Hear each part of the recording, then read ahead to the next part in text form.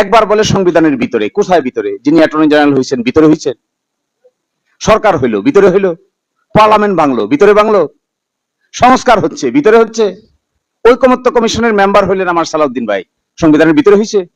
সংবিধান পারমিট করে যে ওই কি একটা কোথায় জানি বসে আলোচনা হইতো, ফরেন সার্ভিস এই অডিটোরিয়ামে বসে সব রাজনৈতিক দলের লোকেরা বসে আলোচনা করতেছে কিভাবে সংবিধান ভাঙা যায়। আচ্ছা বলেন তো দেখি, রাজনৈতিক দলের লোকেরা একসাথে বসে কিভাবে সংবিধান ভাঙা যায় এই খবর সংবিধান পাইলে সে প্রতিবাদ করতো না? নিশ্চয়ই প্রতিবাদ করতো। এবং ওই প্রতিবাদ পিড়ি ওই সবার একজন গুরুত্বপূর্ণ সদস্য ছিলেন সালাউদ্দিন ভাই, তার ব্যাপারেও প্রতিবাদ করতো যে আমাকে ভাঙ্গার পরিকল্পনা করতেছেন কোন সংবিধানের আলোকে।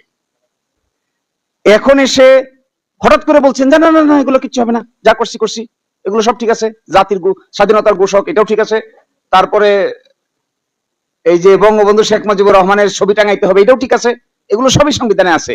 কিন্তু আমরা আপাতত এটাকে আর মানতে পারছি না। তাহলে কোনটা মানতে পারছি? এখন এসে যে কথা বলছেন এগুলো এত সিলি, আমার কাছে খুব মনে হয় রাজনৈতিক দলের নেতাদের কথাবার্তার যখন উল্টাপাল্টা হয় তখন ওই জাতির ভাগ্যে খারাপ ছাড়া ভালো কিছু অপেক্ষা করে না। কমিটমেন্ট, আচ্ছা এই কথা কিভাবে বলে? আমি ছিলাম তো ঐকমত্য কমিশনে, আমাদের ভাইয়েরা অনেকেই ছিলেন। এই গণভোটের প্রস্তাবকারী হলো বিএনপি। এই গণভোটের প্রকাশ্য আরেকটা গোপন কথা কিছুটা হলেও ইঙ্গিতে বলে যায়, যখন ডেডলক হয়ে গেল যে বাস্তবায়ন প্রক্রিয়া কি হবে, কেউ কোনো রাস্তা বাইর করতে পারে না, তখন মিটিং বিরতি হইল। বিরতির পাশে একটা নিকোটিন খাওয়ার জায়গা ছিল, ওই জায়গার ভিতরে অনেকেই গিয়া বুদ্ধি বাইর করতে না পারে ওইটা খাওয়া শুরু করলেন। ওইটা খেতে খেতে কারো কারো মাথায় বুদ্ধি আসলো, না না পেয়ে গেছি, ইউরেকা ইউরেকা ইউরেকা পেয়ে গেছি পেয়ে গেছি। সেটা কি?